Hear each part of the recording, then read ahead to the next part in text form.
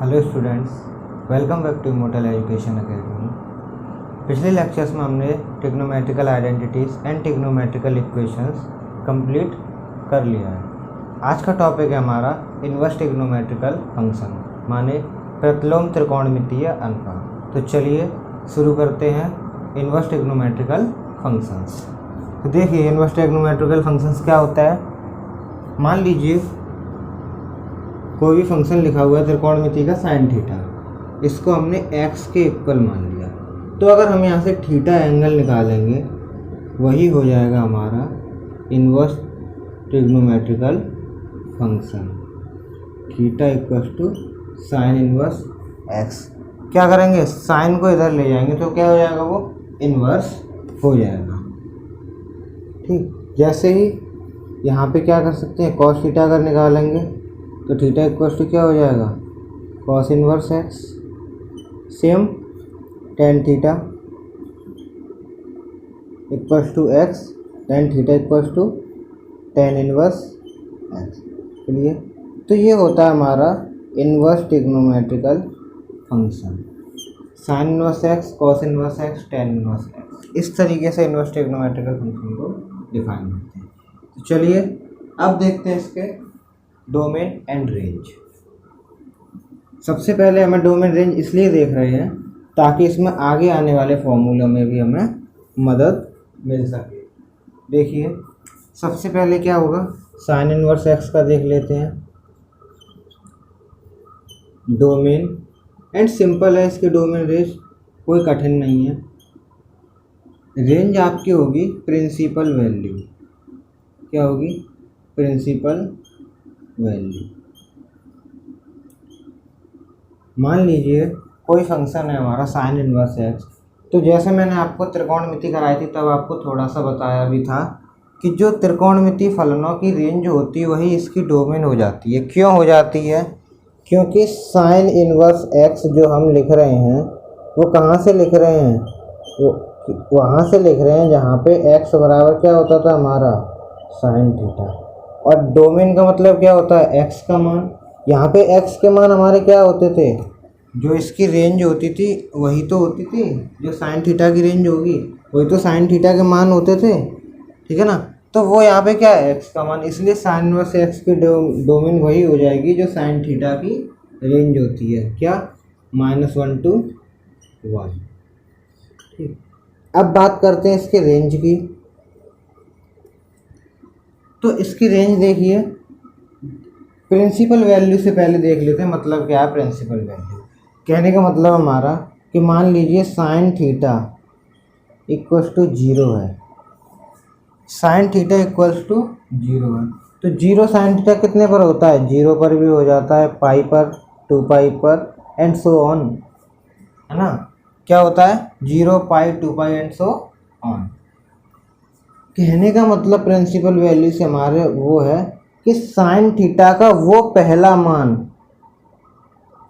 Sine theta यहाँ पे theta का वो पहला मान जिसके लिए यहाँ पे साइन थीटा का मान 0 हो। तो पहला मान क्या है, 0। तो प्रिंसिपल वैल्यू हमारी क्या हो जाएगी इसके लिए, 0। तो प्रिंसिपल वैल्यू आई होप समझ में आ गया होगा। क्या होता है कि जो पहला मान जिससे हमारा फंक्शन का मान डिफाइन हो जाए वही उसकी प्रिंसिपल वैल्यू होती है। तो साइन इनवर्स x की प्रिंसिपल वैल्यू क्या होगी, डोमेन से देखेंगे। अगर मैं 1 रखूँ यहाँ पे तो साइन इनवर्स x का मान क्या आएगा, π/2, एंड -1 पे -π/2। तो इसकी रेंज कहाँ से कहाँ तक हो जाएगी, -π/2 to π/2। नेक्स्ट कॉस इनवर्स का देख लेते हैं। कॉस इनवर्स x की भी डोमेन वही होगी जो कॉस की क्या कहते हैं रेंज होती है, ठीक है ना। कॉस इनवर्स x की डोमेन क्या होगी, जो कॉस थीटा की क्या होती थी, रेंज होती थी। ऐसे इसका 1 0 पे होता है एंड -1 पाई पे होता है। तो क्या करेंगे, 0 to पाई, क्या होगा इसका, 0 to पाई इसकी रेंज हो जाएगी। Next tan inverse x। Tan inverse x क्या होता है आपका, -∞ to ∞। और इसी को क्या बोल देते हैं, सॉरी ओपन इंटरवल लगेगा क्योंकि इन्फिनिटी पे हमेशा ओपन इंटरवल आता है। और यही आपकी रियल नंबर भी बोल सकते हैं, ठीक है। इसकी जो आपकी रेंज हो जाएगी वो देखिए इन्फिनिटी पर कितनी होती है,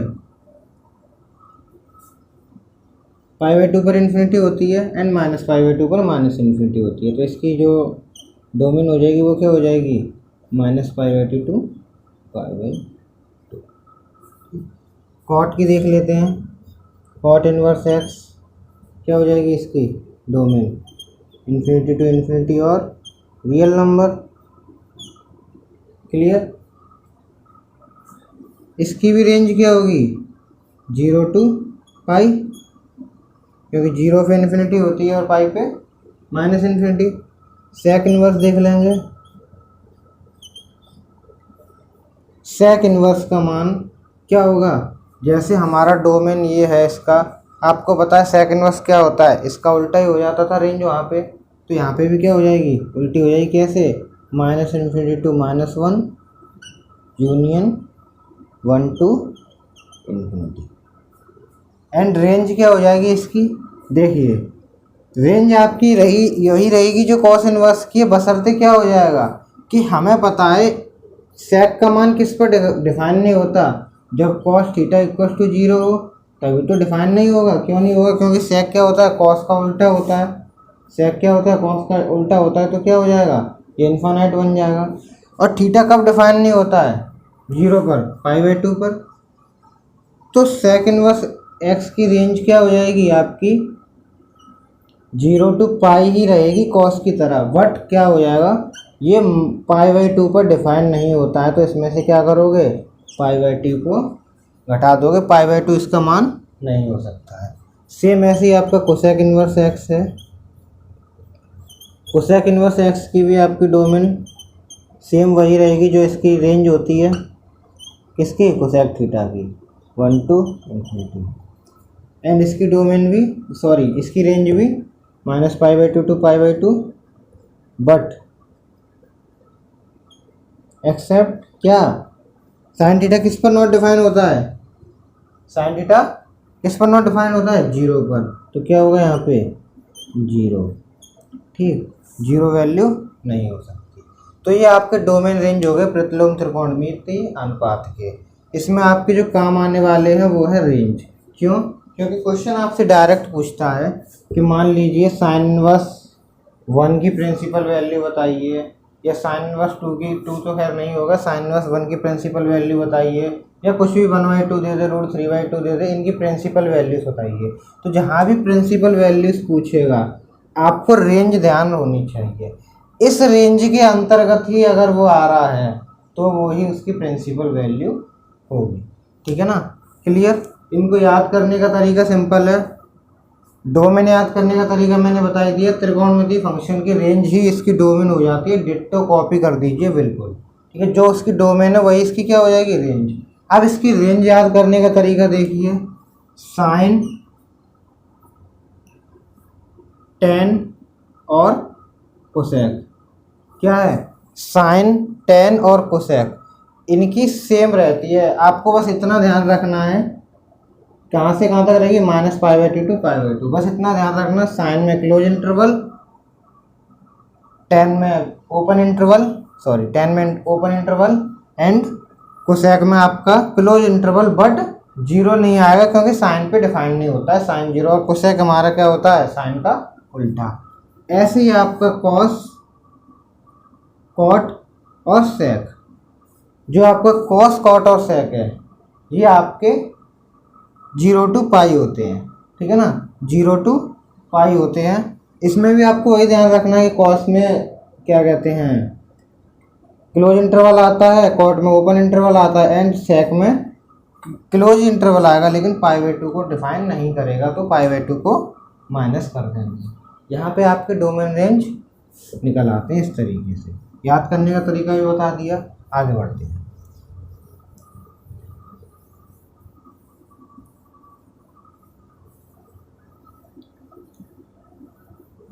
अब देखिए इसके फॉर्मूलेस लिखाऊंगा आज मैं प्रतिलोम त्रिकोणमितीय फलन के। जैसे साइन इनवर्स -x होता है आपका माइनस साइन इनवर्स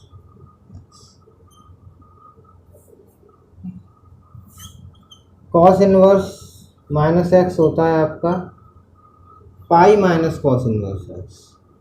वो इसलिए होता है क्योंकि देखिए, अगर मैं लूँ कॉस इनवर्स माइनस एक्स बराबर थीटा, यहाँ से अगर मैं थीटा की वैल्यू निकालूँ क्या हो जाएगी, सॉरी कॉस थीटा की, माइनस एक्स, एक्स बराबर क्या हो जाएगा माइनस के कॉस थीटा, और माइनस कॉस थीटा कितने पर होता है, कॉस पाई माइनस थीटा पर। निकाल लीजिए यहाँ से, कॉस इनवर्स एक्स बराबर क्या आ गया, पाई माइनस थीटा, तो थीटा बराबर कितना आ गया, pi minus cos inverse. Clear? तो यहाँ से आता है pi minus cos inverse. Tan inverse minus x pi minus minus tan inverse x. Cot inverse minus x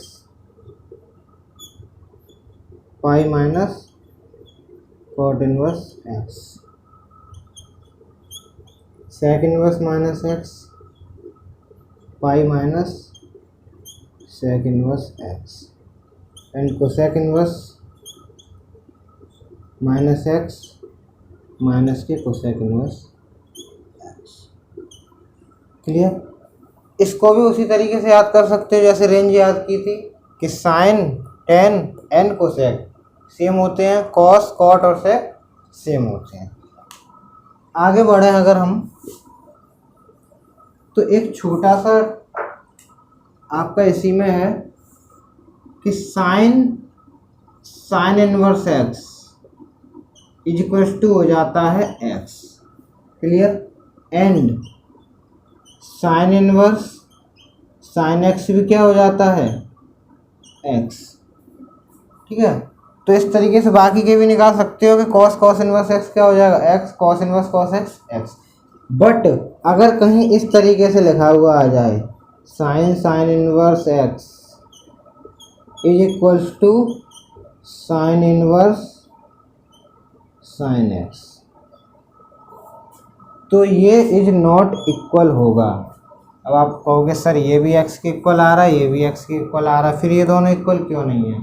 उसका रीज़न ये है कि यहाँ पे देखिए, यहाँ पे x क्या है आपका, मैंने पहले ही बताया था x बराबर साइन थीटा, यहीं से तो हमने निकाला है, x बराबर साइन थीटा, यहीं से थीटा बराबर साइन इनवर्स x निकाला है।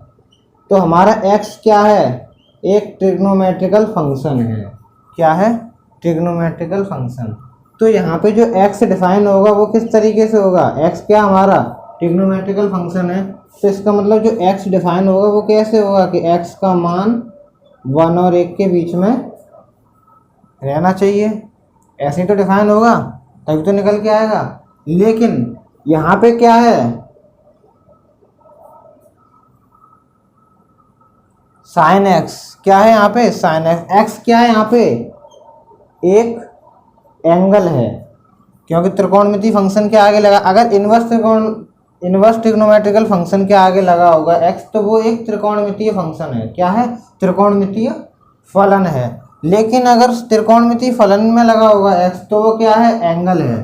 ठीक है? जो कैसे डिफाइन होगा, इनवर्स के लिए कैसे डिफाइन होगा, x जो है pi by two minus pi by two pi by two.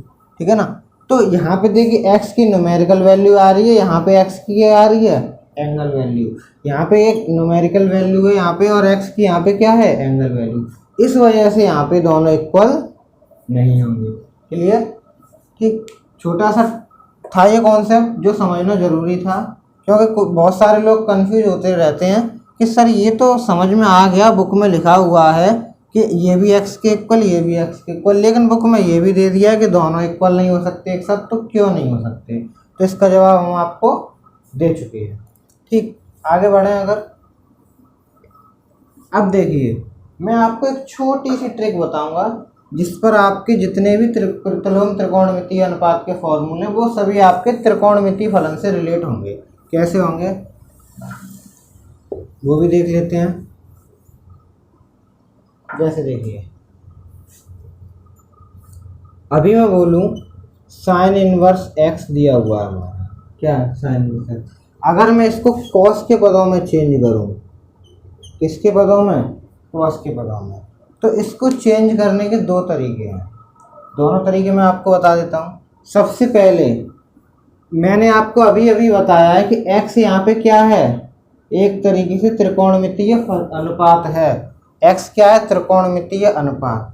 तो मैं क्या करूँ, इस x को क्या मान लूँ, साइन के पदों में मानूँ। साइन इनवर्स लगा हुआ है ना, तो साइन के पदों में, और साइन में क्या होता है, लंब बट्टे कर्ड, यही तो होता है ना। कहने का मतलब हमारा x/1।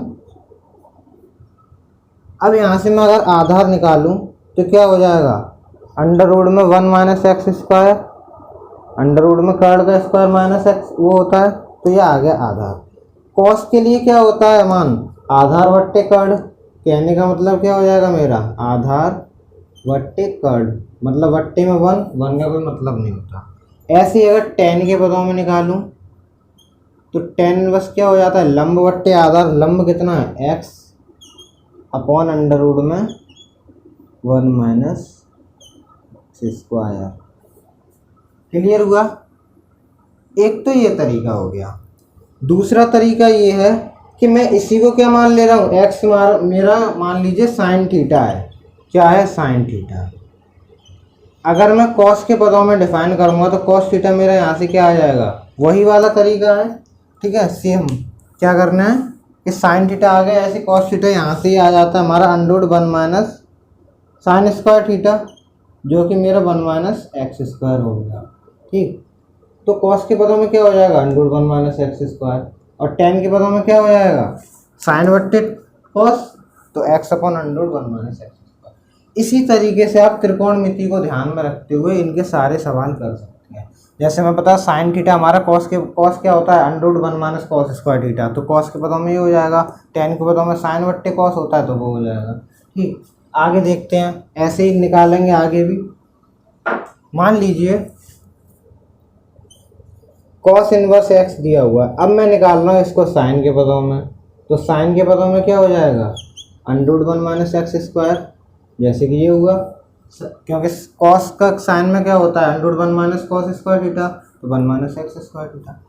ऐसे ही हमारा ये है टेन क्या हो जाएगा हमारा, साइन बट्टे कॉस, साइन बट्टे कॉस, तो under root 1 minus x square बट्टे एक्स। बहुत ही ईजी हो जाता है, लर्न करते हो नहीं होगा।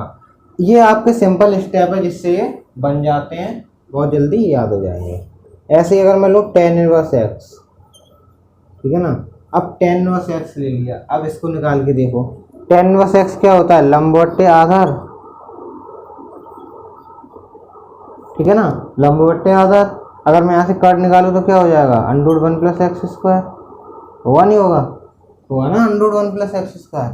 तो कॉस क्या हो जाएगा मेरा, आधार बट्टे कर्ड, मतलब 1 upon under root 1 plus, sorry यहाँ पे इन्वर्स होगा ये, ठीक है ना, तो कॉस इन्वर्स क्या हो जाएगा, 1 अपॉन 1 प्लस एक्स स्क्वायर। आधार यहाँ अगर मैं 1 ले लूँ आधार हो जाएगा ना, लंब बट्टे आधार, तो आधार बट्टे कर्ड। ऐसे ही आपका साइन इन्वर्स अगर लूँ मैं, तो साइन इन्वर्स क्या हो जाएगा, लंब बट्टे कर्ड, लंब कितना है एक्स, और कर्ड अंडर रूट 1 प्लस। क्लियर हुआ ये। चलिए अब देख लेते हैं, साइन इनवर्स एक्स को लिख सकते हैं हम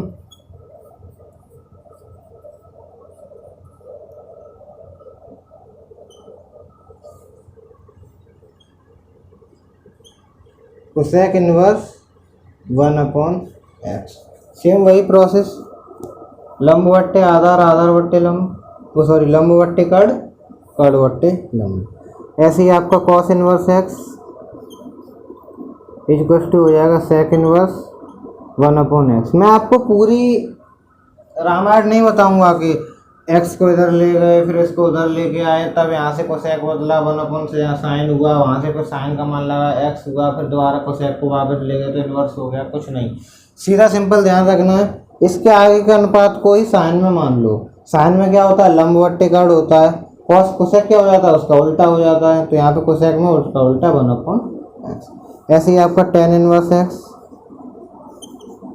क्या हो जाएगा, cot inverse 1 upon x. Same ऐसे ही इनके इन्वर्स रहेंगे। अगर कोसेक इन्वर्स एक्स आ जाता है तो क्या हो जाएगा, sine inverse 1/x। Sec inverse x आ जाता है तो कॉस इन्वर्स 1/x। ठीक है ना। तो ये सब आपके उन्हीं से हो जाते हैं। मान लीजिए आपको ये मान तो पता चल गए कि साइन का मान 10 में होता है। अगर मान लीजिए कहीं ये लिखा हुआ आ जाए कि कोसेक इन्वर्स एक्स, अब बदलो इसको 10 में। ठीक है ना। अब तुम तो कहो सर साइन में पढ़ा हमने, 10 में कैसे बदल दें, क्या दिक्कत है। क्या होता है, कर्ण बट्टे लंब होता है ना। 10 में बदलना है। 10 के लिए हमें क्या चाहिए, आधार चाहिए। आधार कितना आ जाएगा यहाँ से, √1 माइनस √x² -1। कर्ण का स्क्वायर माइनस लंब का स्क्वायर होगा, आधार के नहीं होगा। कर्ण का स्क्वायर माइनस लंब का स्क्वायर। अब हमारे पास 10 इनवर्स आ जाएगा, क्या, लंब बट्टे लंब कितना 1 अपॉन √ में x²। ये आपका आंसर हो जाएगा 10 की बदले, सॉरी 10 इनवर्स होगा ये। किसके इक्वल, इसके इक्वल। कोसेक इनवर्स एक्स बराबर 10 इनवर्स 1/√ x² -1। तो इस तरीके से आपके ये सवाल निकल आते हैं जो, हालांकि यही पूछता है आपके, ज़्यादा पूछेगा नहीं ऐसे, फिर भी अगर पूछ ले तो आप इस तरीके से निकालोगे। आगे बढ़ते हैं।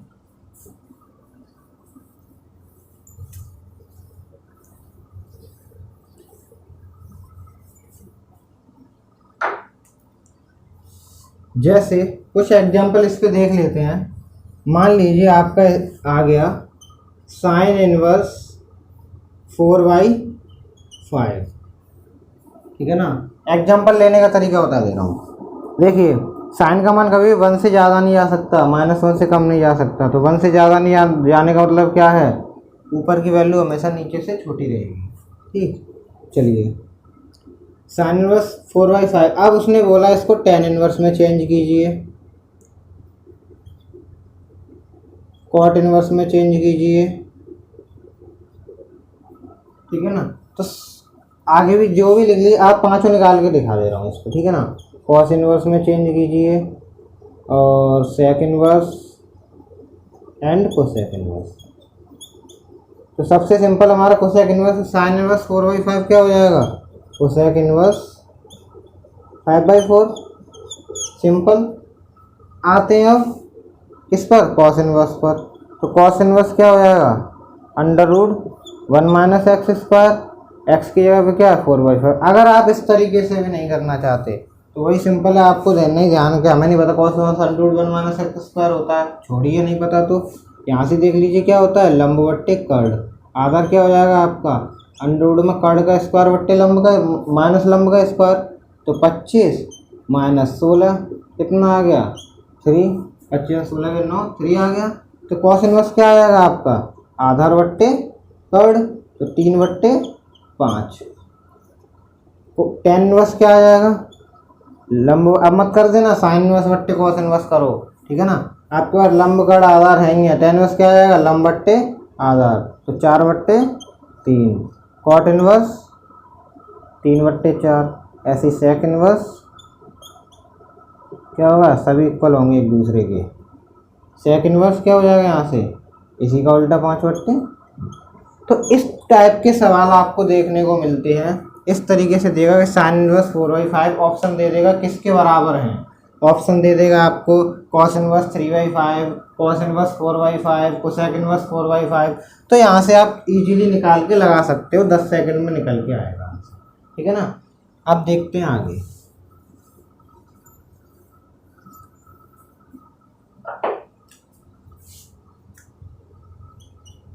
अगला है आपका sign inverse x plus cos inverse x। ये होता है आपका π/2। कहने मतलब अपने पड़ोसियों के साथ π/2 हो जाते। कैसे हो जाते हैं, फिर वही त्रिकोणमितीय फलन से। आपको पता है साइन थीटा क्या होता है। अगर मैं साइन थीटा को x मान लूँ तो साइन थीटा को क्या लिख सकता हूँ मैं, cos 90 - theta π/2 minus theta equals to क्या रहेगा x। तो π/2 माइनस थीटा बराबर क्या हो जाएगा मेरा, cos इनवर्स x। अगर मैं थीटा यहाँ से निकालूँ तो थीटा कितना है मेरा, साइन इनवर्स x। लगा दो थीटा की value, π/2 equal minus sine inverse x equal क्या हो जाएगा कॉस इनवर्स एक्स, तो यहाँ से आ गया sign inverse x plus cos inverse x बराबर π/2। तो वही यहाँ से निकल के आया sign inverse x plus cos inverse x बराबर π/2। बहुत यूज होगा इसका आगे सवालों में। नेक्स्ट होता है आपका tan inverse x plus cot inverse x equals to π/2। Third sec inverse x plus cosec inverse x equals to pi. Clear? ये तो हमारे कुछ फॉर्मूलेस हो गए। अब जैसे आपने त्रिकोणमिति में फॉर्मूले पढ़े थे कि साइन ए प्लस बी क्या होता है, साइन ए माइनस बी क्या होता है, साइन 2a क्या होता है, टेन 2a क्या होता है, सेम वैसे ही फॉर्मूले आपको यहाँ देखने मिलेंगे और उसी से रिलेट होंगे सारे फॉर्मूले, अलग से याद नहीं करने पड़ेंगे आपको। ठीक, तो वो फॉर्मूलेस मैं आपको कल के लेक्चर में कराऊंगा। आज का लेक्चर यहीं एंड करता हूँ। उससे पहले मैं आपको एक दो क्वेश्चंस दे रहा हूँ जिसको आप प्रैक्टिस कीजिएगा इन्हीं से रिलेटेड।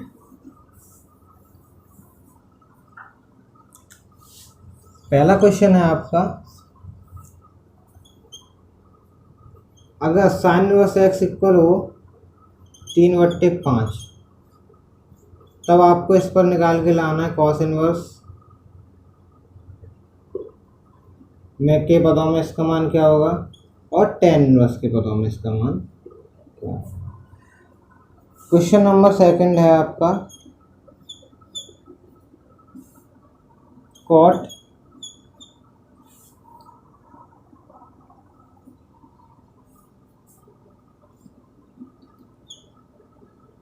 -√3 की प्रिंसिपल वैल्यू क्या होगी। Principal value